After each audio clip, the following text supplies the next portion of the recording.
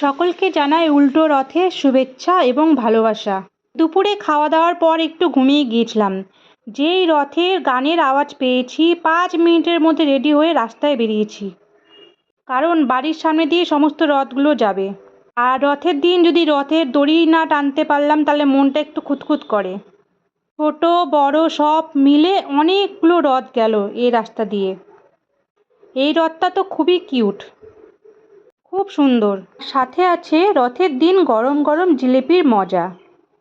বাবা, রথের দিন কি খেতে হয়? জিলিপি। জিলিপি খেতে হয়? তা তোমার জন্য জিলিপি নিয়ে এসে দেখো, টাটকা টাটকা গরম গরম জিলিপি একটা দিচ্ছে। হ্যাঁ, এটা খাও। রথের দিন খেতে হয় জিলিপি সবার জন্য। আমি একটু খাই, খেয়ে টেস্ট করি কেমন লাগছে। সবাই নিয়ে বসে গেছে জিলিপি, এবার আমিও রথের দিন একটু জিলিপির মজা নিই। রথের দিনে শুধু ভালো লাগে, অন্য দিন ভালো লাগে না। গরম গরম জিলিপি। কেমন লাগছে বাবা?